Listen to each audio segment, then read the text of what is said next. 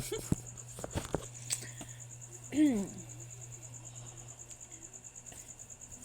evening, everyone. Today is my 94th day of improving my public speaking skills.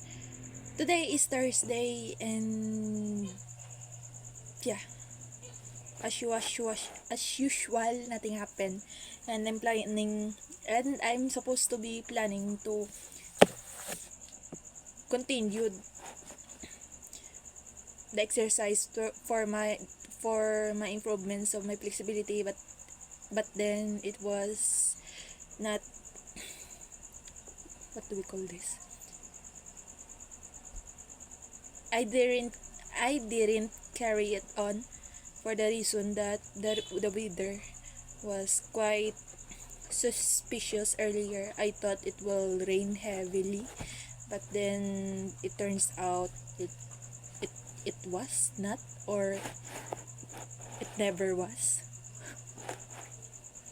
Because I'm planning to go to the resort, but then I was planning to go to the resort to do some few exercises, but then I didn't carry it on because I thought that the weather was bad, or are bad.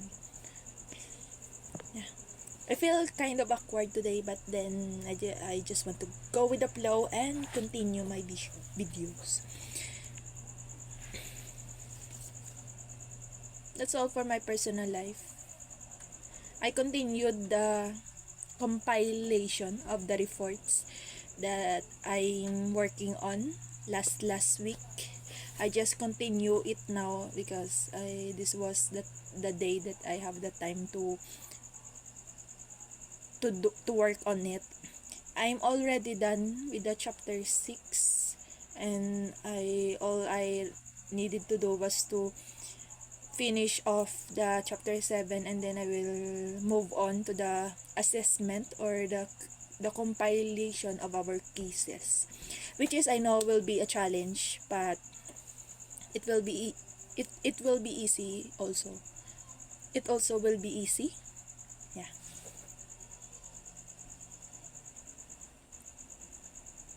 That's all for today, and I'm already dedicated to cut my hair. I genuinely planning it to make it long because my graduation are nearing. What do we call this? What is the correct grammar? Yes, my graduation was nearing, and I'm planning to make my hair long, but then I was too uncomfortable with it.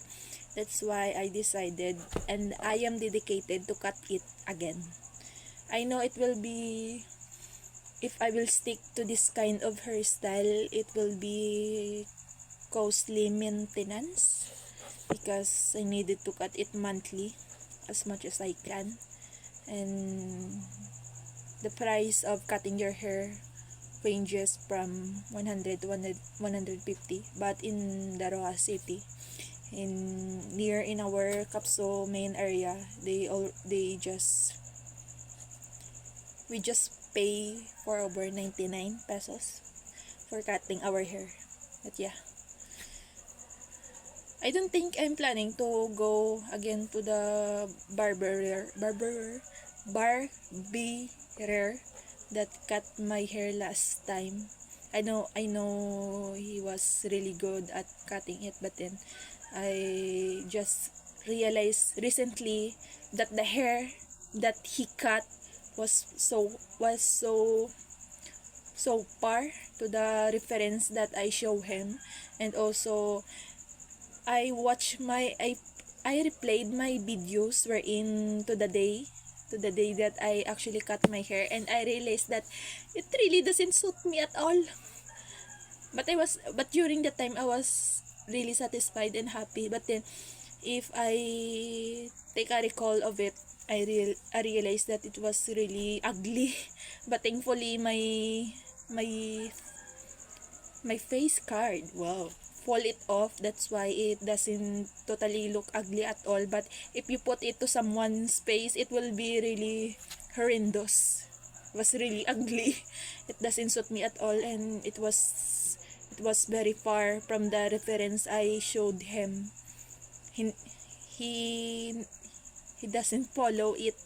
That's why I took my lesson, and I want to find another barber shop that will actually pull off the hair that I wanted, the hairstyle that I wanted.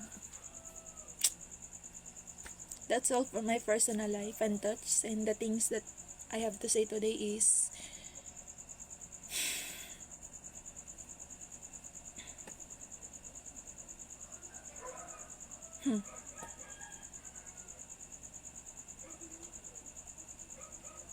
currently I don't really feel good at filming myself to make a videos. I don't have the courage of it. Yeah. But I still want to show up. I still want to be consistent. I actually feel discouraged as of lately, as per also yesterday. But I still want to keep going, to keep showing up no matter what. That's why I'm here. That's why bear with me, even though it was quite awkward or not interesting at all. The things that I want to talk about today.